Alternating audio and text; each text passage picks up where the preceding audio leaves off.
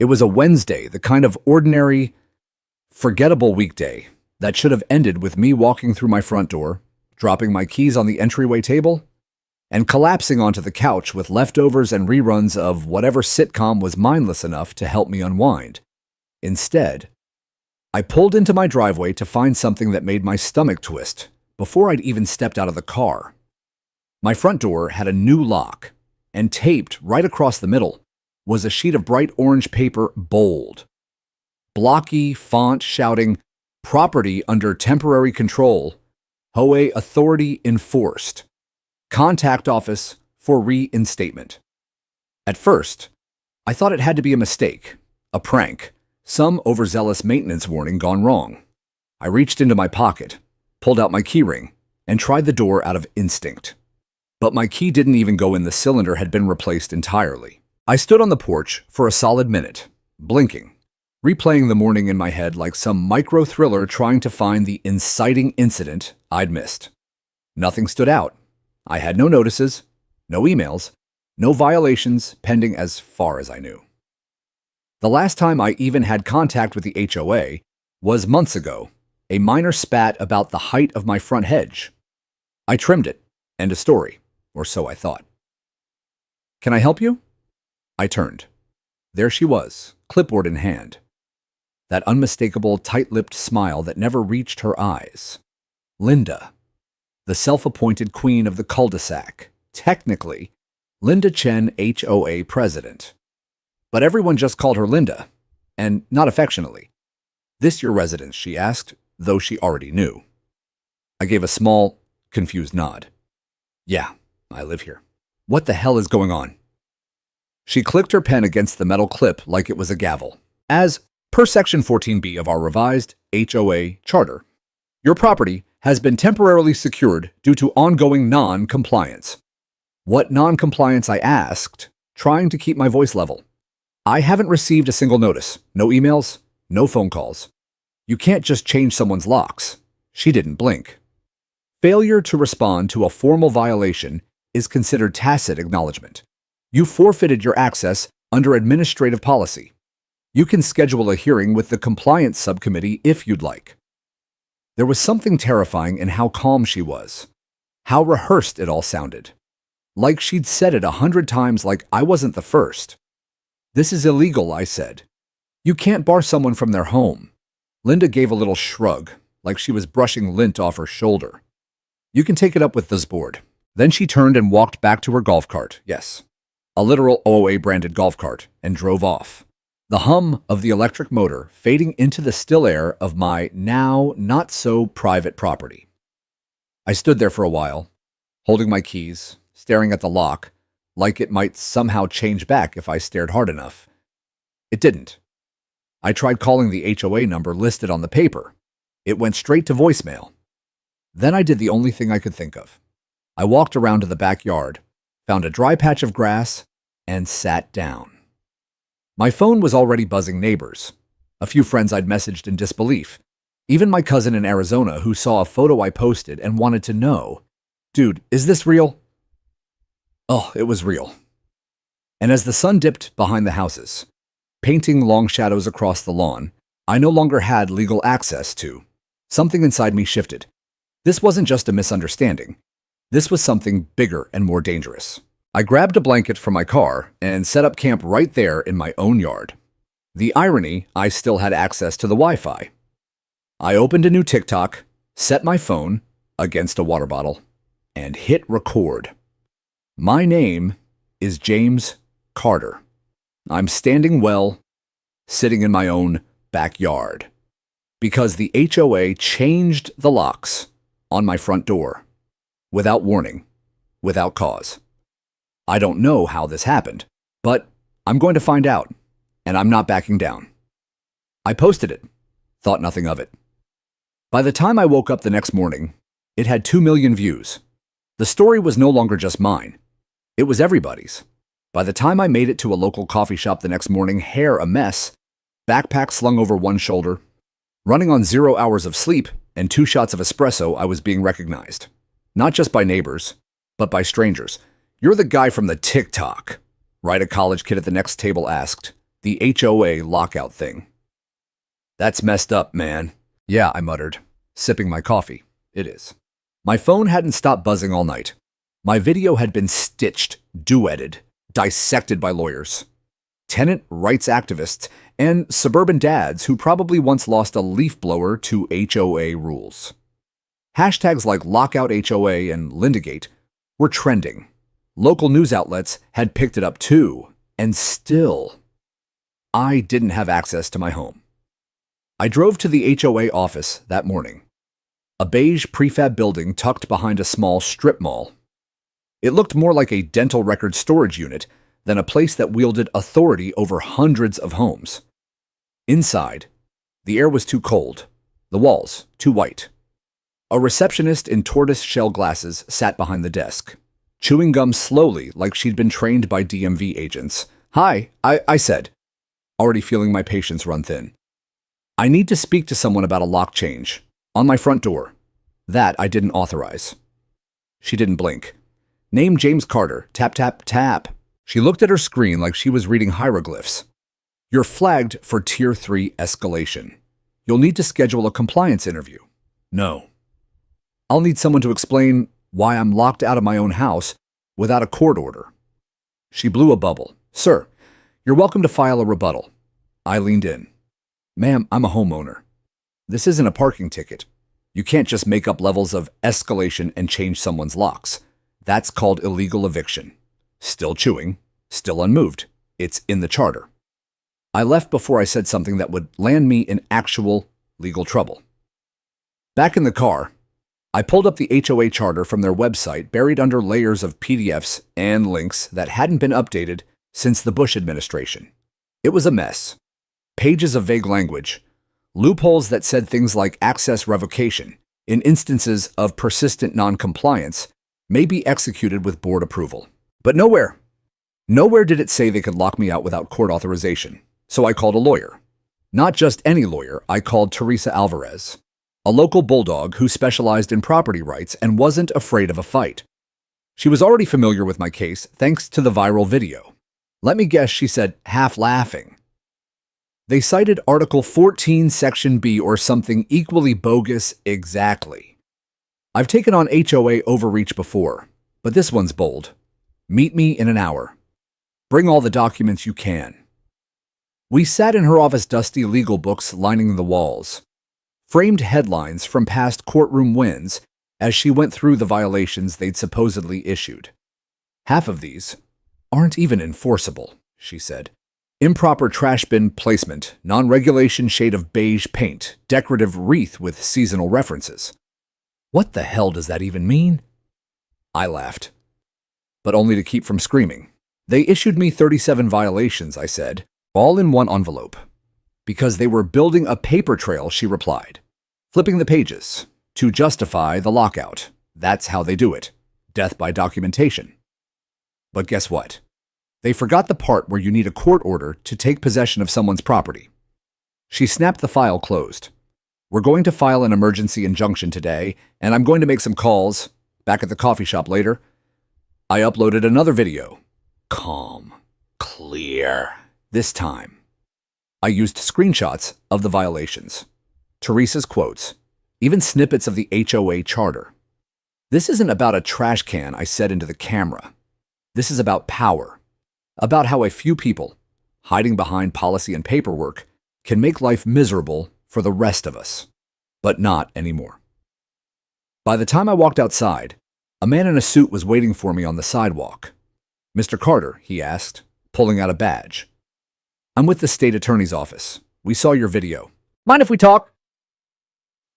Things were about to get serious. I invited the man from the state attorney's office to sit with me on a nearby bench under the awning of the cafe. Rain had started to fall soft and steady, adding a cinematic touch to the moment, like the universe itself was holding its breath. "I'm Investigator Nathan Wells," he said, flipping open a leather folder with his credentials.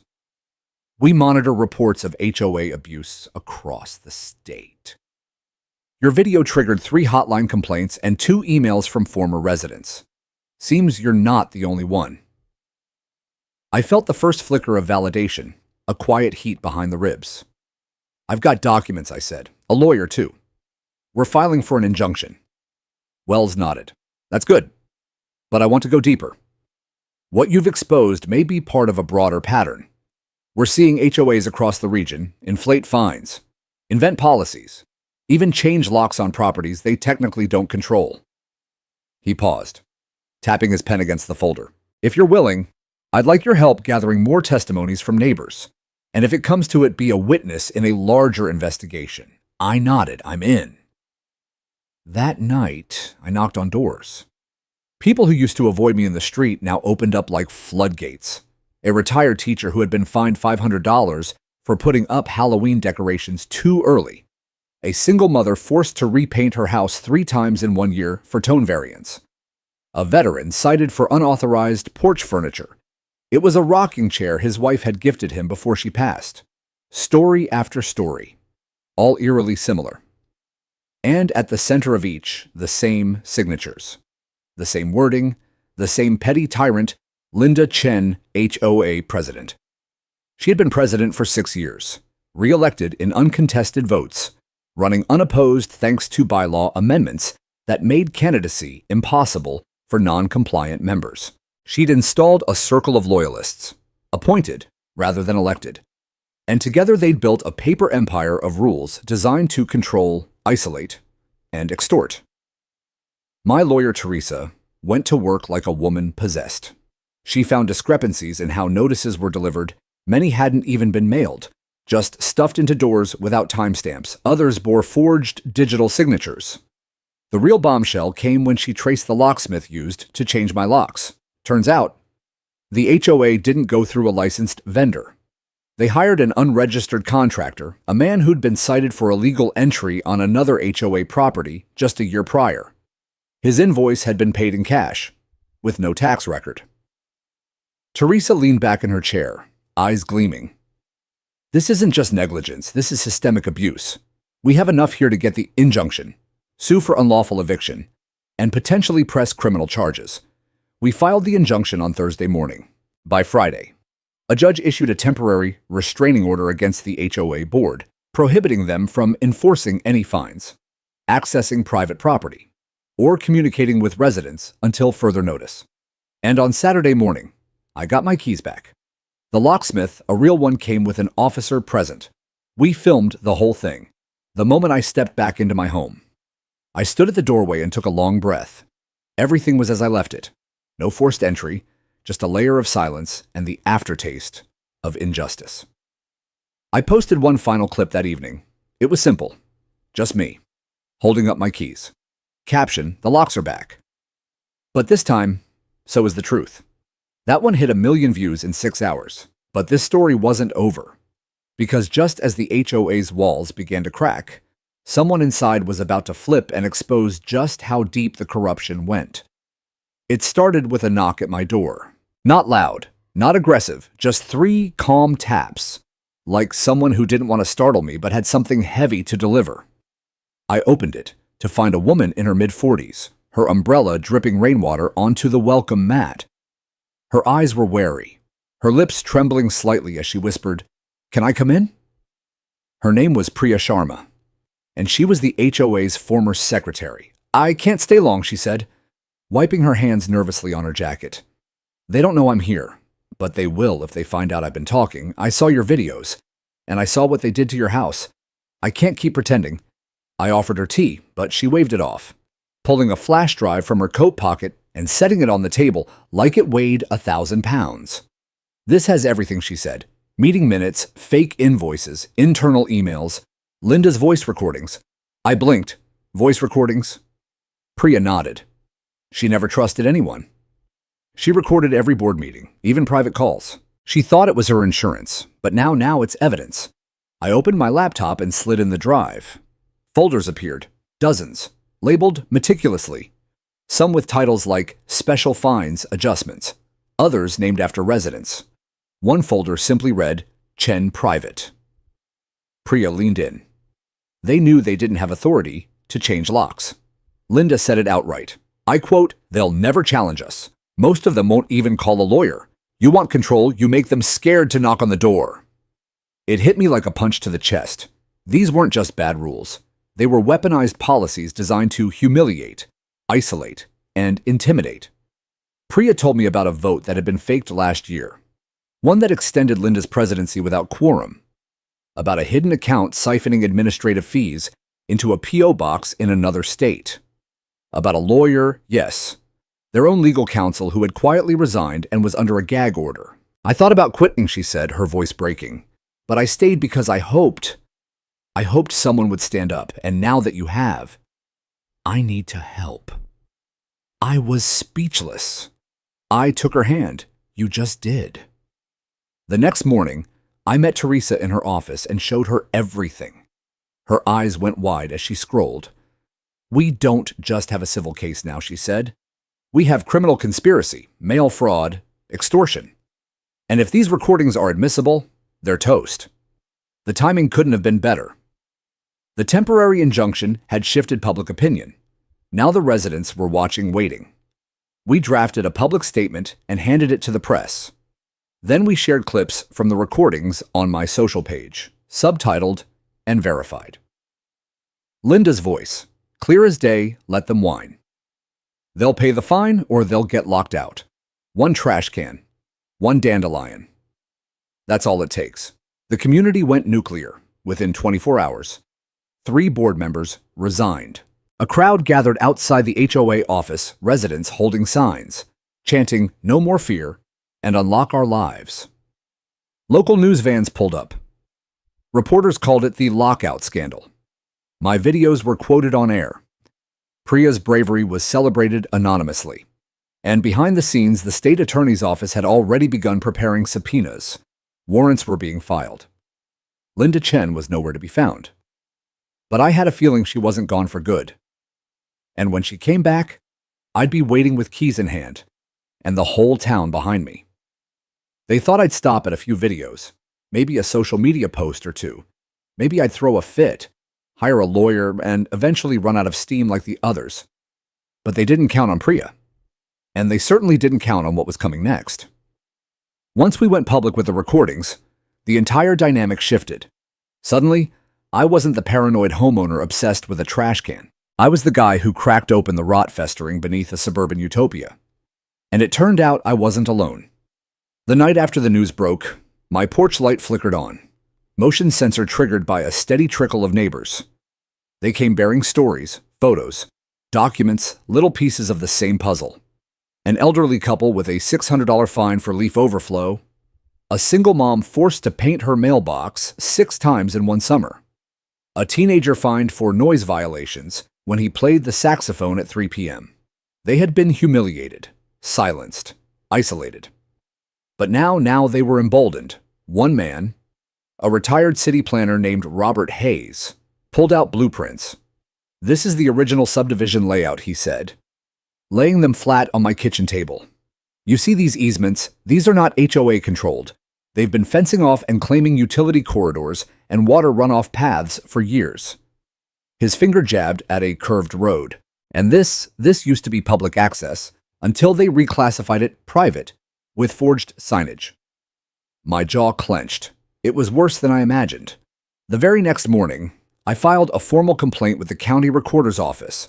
Teresa and I compiled a report that included video evidence, audio files, blueprint comparisons, and personal testimonies. We knew Linda and her board had overreached, but now we had proof that they'd crossed legal lines into municipal fraud. Meanwhile, my house became a headquarters. Coffee brewed nonstop. Printouts covered every surface. My garage transformed into a war room, complete with corkboards, string lines, and yellow sticky notes. We weren't just building a case, we were building a movement. A movement that Linda couldn't control, until she tried. It was midnight when my phone buzzed, a private number. I let it go to voicemail. Then came the second call, and the third. Finally, I answered. Yeah. A pause. Then her voice. "You think you're clever, don't you?" She sounded different. Not polished, not in control, desperate. "You're playing a dangerous game," she hissed. "You don't know who you're dealing with." I didn't speak. I let the silence hang. "You have no idea how far this goes," she said. "Back off. before someone gets hurt. Then she hung up. I stood there holding the phone, letting her words echo into the dark. It was the moment I knew this wasn't just about one HOA. This was about the people who build empires of fear behind community rules and loopholes. People like Linda, who weaponized bureaucracy and expected no one to fight back. But I wasn't going anywhere. The next day, I changed every lock in my house, not because I was afraid, because I was preparing. By the weekend, we had a list every resident who had been fined, harassed, or locked out. We tracked how much money the HOA had collected under Linda's leadership, nearly $420,000 over 24 months. Then we matched it against public repairs and infrastructure work under $50,000 spent. The rest, unaccounted for. I emailed the local news anchor who had run the lockout story. We have receipts, I wrote, and a former board member ready to testify. He responded within 10 minutes. We're sending a crew Monday morning. Linda must have sensed the walls closing in, because that Sunday, something changed. Dozens of homes received letters, hand-delivered, no envelope. Just a single sheet of paper with bold red text, violation of community trust, subject to HOA disciplinary review. People were furious. They brought the letters to my front door. Most of them didn't even know what they'd violated. One man had only parked his trailer in his own driveway for a weekend. Another woman said she left her porch light on all night, which somehow invited vagrants. It was her final tactic, blanket intimidation, a last-ditch effort to scare people silent. But it backfired, because that night, we held the first neighborhood meeting in the park without HOA permission. Over 60 people came. Some brought folding chairs. Others brought signs. One even brought a bullhorn. And I stood in the center, not as the victim anymore, but as the one who finally said what everyone had been thinking for years. We're done being afraid. Linda didn't show up, but someone else did. A man in a dark blazer approached after the meeting, flashed a badge, and introduced himself. Agent Brooks, he said. Federal Crimes Division. We've been watching your case closely. Would you be willing to cooperate in a broader investigation? I nodded slowly. What kind of broader? He tucked a folder into my hand. Let's just say, Linda Chen isn't the only one in the state running this kind of game. My fingers closed around the file. The locks were just the beginning. By Monday morning, it wasn't just the neighborhood whispering. It was the entire county. The news crew arrived right on time. A white van marked with the station's logo rolled into my driveway as if it had done so 100 times before. The anchor, Sam Ellis, stepped out, sharp suit, calm demeanor, but eyes that burned with curiosity. I could tell he'd seen stories like this spiral into something national, even viral. And now, he smelled another one. I gave him the tour not of my home, but of the truth. Teresa had printed charts showing HOA spending versus income, complete with missing entries and suspicious reimbursements. Robert showed him maps of restricted areas that Linda had relabeled as common spaces to justify fines. I played the voicemail she'd left me. Sounds like a threat, Sam murmured. It was, I said plainly. He nodded, already framing the headline in his mind. As they set up cameras on my front porch, more neighbors trickled in. A man named Charlie, a retired Marine, arrived with documents showing his veteran exemption for property taxes, which the HOA had ignored when issuing fines. A mother named Maria came with her daughter in tow. Maria spoke Spanish, and her daughter translated their mailbox had been repeatedly vandalized. And when they asked for help, Linda threatened a lien on their home for improper maintenance. These weren't isolated incidents. They were a pattern. Sam Ellis's eyes lit up. This story's going to hit harder than I thought. Linda's response came swiftly and predictably, with that same brittle confidence she always wore like perfume. A cease and desist letter arrived via courier, not from a real law firm, but from Chen Community Legal Services, a shell entity she'd registered 2 years prior. The letter accused me of public defamation, incitement, and even interfering with private governance. I laughed out loud. Then I handed it to Agent Brooks the next day. You did the right thing, he said. We already ran the business name. It's not licensed, just another tool in her kit. Then he paused. But we also found something else. He pulled out a folder with the HOA's official stamp on it, or so it seemed. When he flipped it open, I saw a list of probationary members with names highlighted in red. These are homeowners, Linda identified as non-compliant, for everything from lawn color to political signs. The board then tracked these individuals, approved unannounced inspections, and shared private information between board members without consent. I stared at the page. My name was near the top. So were Teresa's, Robert's, Maria's. This wasn't just about power. It was about control. The news segment aired that Friday evening. Suburban HOA accused of harassment, financial misconduct, and fake legal threats, the headline read. It opened with footage of Linda at a past board meeting, smiling, making promises about neighborhood values. Then it cut to my porch, where I held up the fake cease and desist letter. She told me I was breaking the rules I said to camera. Turns out, she was the one writing them in pencil. The report ended with Agent Brooks confirming an ongoing investigation into possible federal violations. Linda disappeared the next day. We didn't know where she went, not exactly, but neighbors reported seeing a U-Haul leave her driveway just after midnight, and her phone number stopped working. Her house sat dark for days. Then a for sale by owner sign appeared on the lawn. No realty company, no contact info. But the damage had already been done. With Linda gone, the HOA board fell apart like a brittle deck of cards. 2 members resigned immediately. One tried to delete all past meeting records from the server, but was caught by our tech-savvy neighbor Derek, who'd mirrored everything to a backup drive weeks earlier. A town hall was called, not by the HOA, by the people. We gathered at the local rec center, over 200 strong. No suits, no gavel. Just folding chairs and open mics. People spoke freely for the first time in years. They didn't argue, they shared. A father described how his autistic son was scolded by a compliance officer for chalk drawings on the sidewalk. A gardener recounted how his small home business was shut down after Linda claimed his plants were non-native species. Then I stood up. I'm not here to lead, I said. But I am here to remind us this is our land, our homes, our community. It doesn't belong to a board or a signature. It belongs to every voice in this room. Applause thundered through the gym. Someone shouted, "Let's start over." And so we did. That night, a committee was formed entirely volunteer-based. No salaries, no closed meetings. Every policy would be public, every vote recorded. I declined the offer to chair the committee, but I agreed to help write the new charter. We called it the Homeowners Pact. Its first line read, "We govern with fairness, not fear." Days later, I got one last package, no return address. Inside was Linda's HOA badge, cracked in half. No note, just silence. But sometimes, silence is the sweetest kind of ending.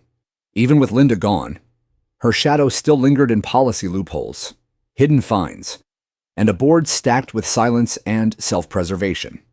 But now, without their queen, the remaining board members didn't know where to turn. And as it turns out, without Linda pulling the strings, the HOA wasn't a machine. It was a house of cards built on threats, vanity, and fear.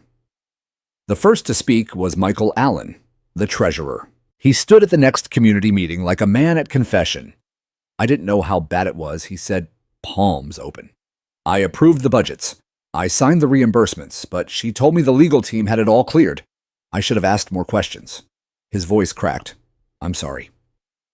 People wanted someone to blame, but Michael's remorse was real.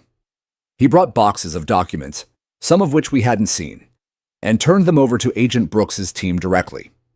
They contained everything line item receipts, payment logs, and minutes from emergency sessions that had never been disclosed. One particularly damning email, marked confidential, read, "If we increase late fees by 12% and double the fine period, we can generate enough to cover the pool remodel without asking for a vote. People will grumble, but they'll pay." Signed by Linda. The story gained traction online. Sam Ellis's segment was picked up by a national affiliate. Headlines followed Suburban HOA, accused of using fines to fund luxury perks. Locked out residents say HOA used security teams to enforce illegal rules. People from other states started writing to me.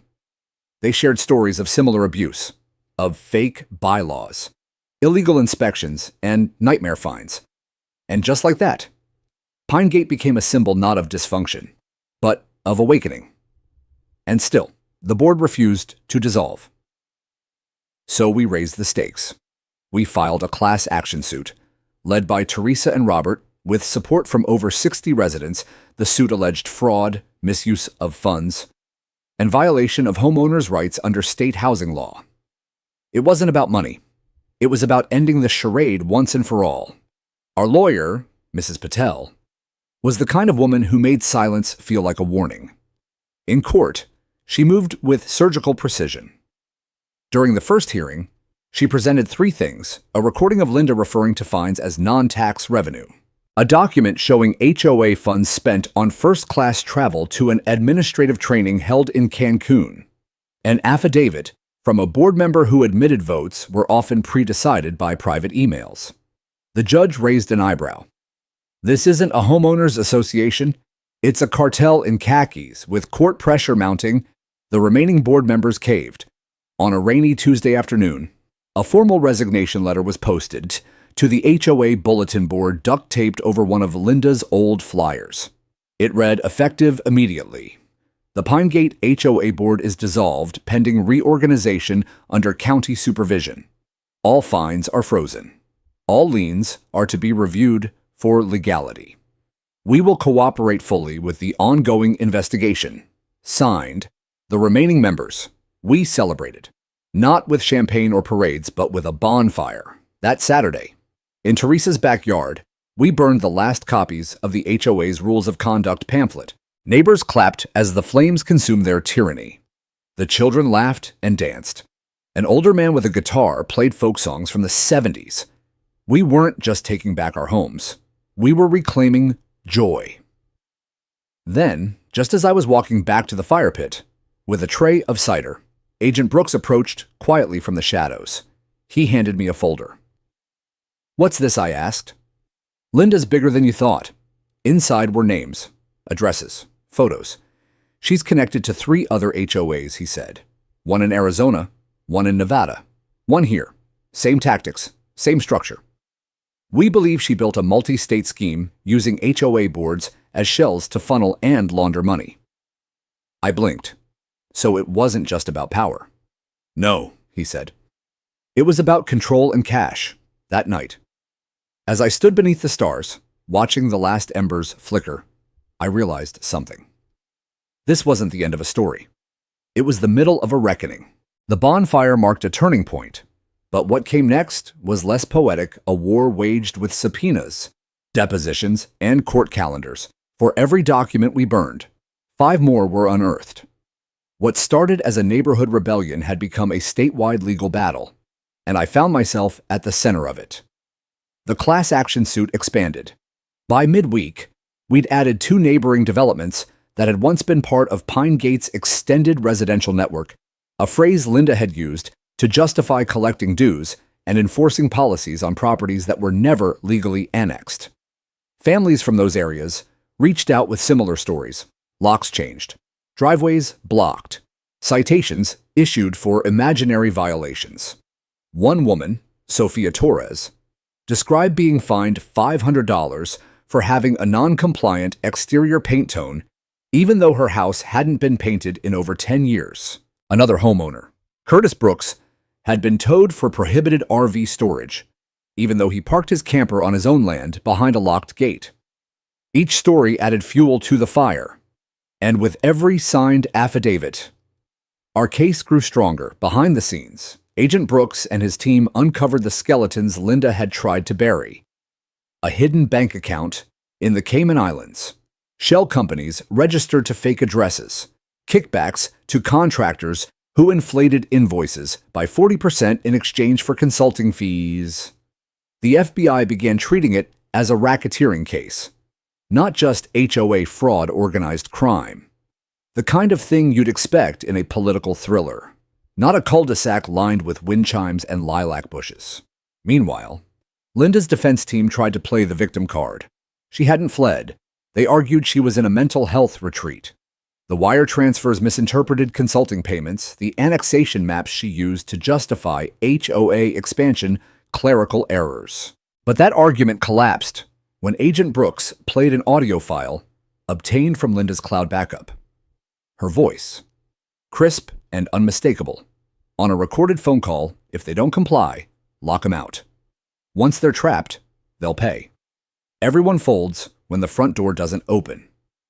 Public outrage surged. News crews camped outside the county courthouse.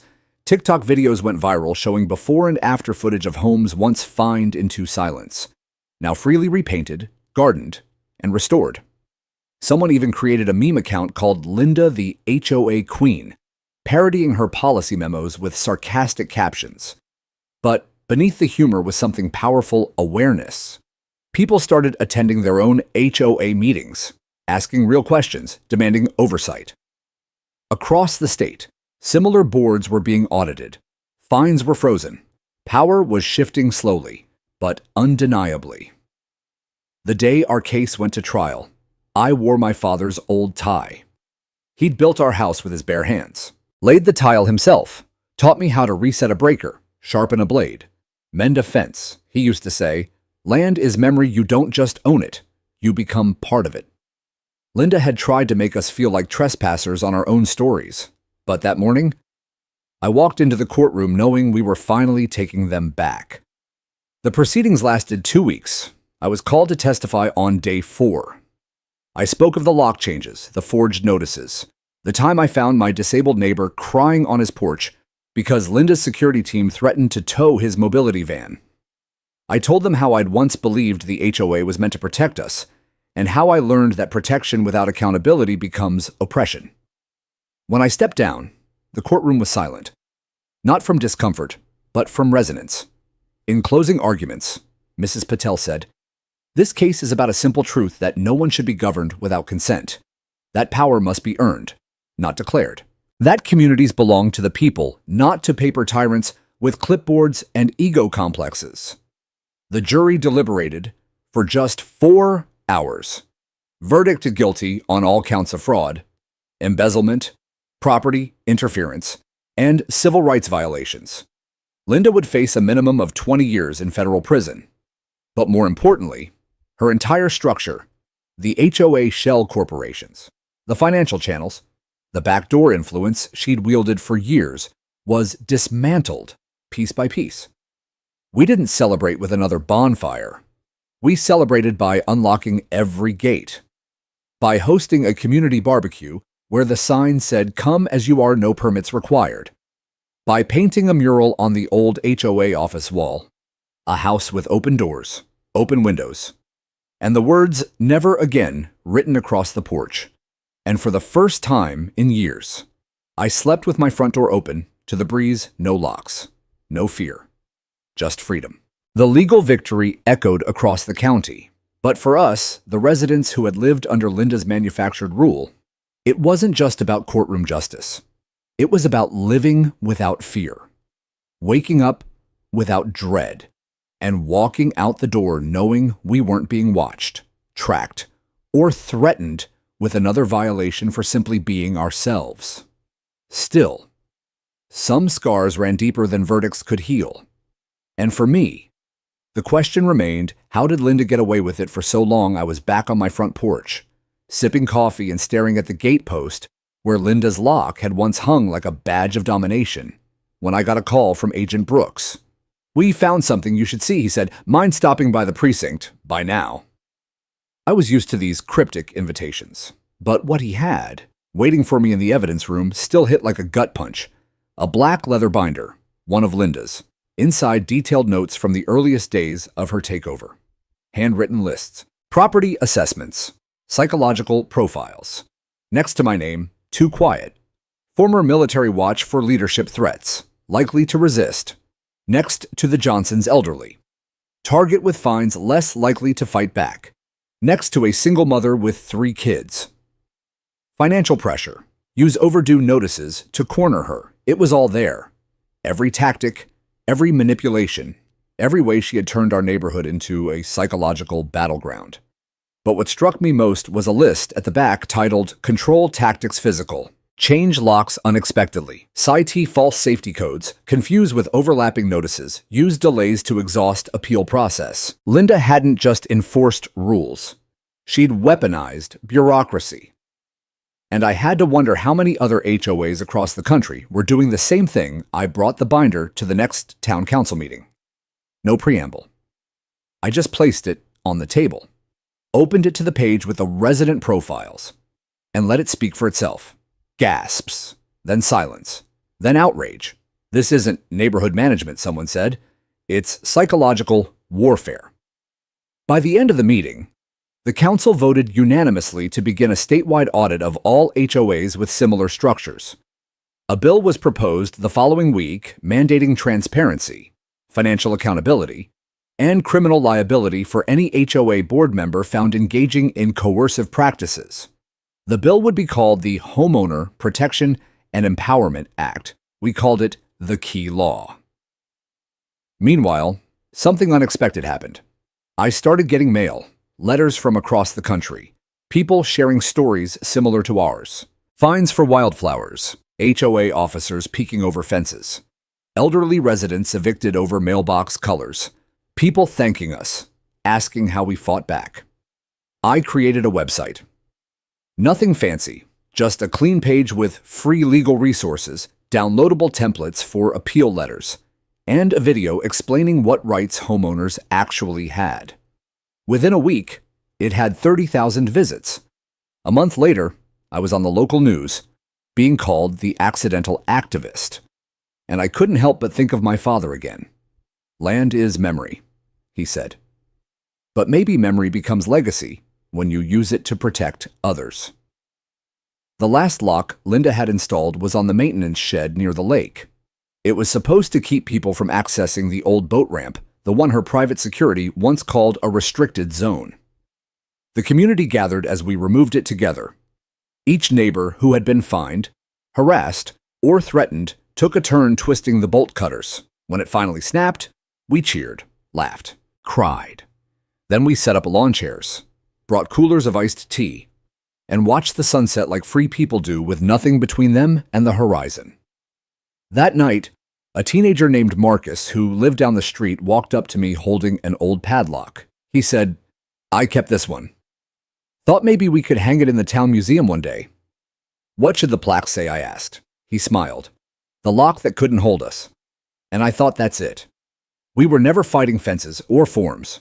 We were fighting for the simple, stubborn truth that no one owns your home but you. That your front door isn't a privilege, it's a promise, and sometimes the only key you need is the courage to turn it. Spring came late that year, but when it did, it arrived like a cleansing rain. Our roads, once cratered and neglected under the HOA's reign, had been resurfaced this time using funds approved transparently in a town vote. The flowers that once drew violations now bloomed proudly in front yards, some even planted in tribute to the community's resistance. I passed one house with a handmade sign in the garden bed that read, "This wildflower beat your fine." I smiled. The last court hearing had concluded the week before. Linda had pled guilty to multiple counts: fraud, coercion, unlawful entry, and impersonating a government official. Her sentencing had included a 5-year prison term, restitution payments, and a permanent ban from holding any future board or leadership position in a community or HOA-related entity. She didn't even try to fight it. Her lawyer had apologized in her place, and that was the closest we'd ever get to remorse. But we didn't need her apology. We had each other now, and that was enough. The county invited me to speak at the opening of the new Civic Center, a building designed not by politicians, but by the residents. They asked if I'd tell the story, the real story, of what happened in our little neighborhood. And so I stood on a modest stage, microphone in hand, looking out at familiar faces now lit with hope instead of fear. I didn't tell them everything. I told them what mattered. That power without accountability corrupts. That silence gives bullies their strength. That when someone changes your locks and tells you it's for your own good, you have every right to say, "I never gave you the key." And when I said that, the room clapped. Not out of politeness, but because they understood. Because some of them had been there. Some still were. After the speech, a man approached me, early 60s, denim shirt, hands like he still split his own firewood. "I followed your story online," he said. "I used your template to file an injunction." Judge threw the HOA out on their ear. He reached into his coat and handed me a brass key on a string. "This one's from our shed. The first lock they changed. Figured it belonged with you." That night, I hung it on a nail above my desk, next to a framed photo of my father standing on the ranch. The caption read, "Land is memory." Now I added, "And legacy is what you do with it." Months passed. Life returned to its rhythm. Kids rode bikes down streets where cameras once pointed from every eave. Sunday barbecues returned. Neighbors who had once avoided eye contact now laughed across fences, offered help with groceries, shared stories of how they'd stood up in small ways and large. The website I started became a nonprofit, unlockhoa.org. It had chapters now in Colorado, Arizona, Texas, Florida. I hired a few young attorneys and former HOA whistleblowers. We hosted workshops, taught homeowners their rights. I even testified in front of the state legislature when they debated broader protections. I never planned to become an activist, but sometimes life changes the locks on you, and you have no choice but to find another door. On the 1-year anniversary of the day Linda changed my locks, we held a small gathering near the lake. I brought donuts. Someone else brought a projector. We showed a slideshow of moments from the past year, some funny, some gut-wrenching, all real. At the end, someone clicked to the final slide, a photo of the original lock Linda had placed on my shed, now hanging in a glass case at the Civic Center Museum. Below it, the inscription, "The lock that couldn't hold us." People applauded. A few wiped away tears, and I looked around at these people, my neighbors, my friends, my fellow fighters, and I realized this wasn't just a story of fighting back. It was a story of becoming free. Not from a homeowners association, but from the idea that we're powerless. We aren't. We never were. All it takes is one person, one moment, one door flung wide open, and a community willing to walk through together. And as the sun dipped low behind the ridge, casting long golden light across the water we'd once been locked out of, I thought, let them try again. This time, we've got the keys.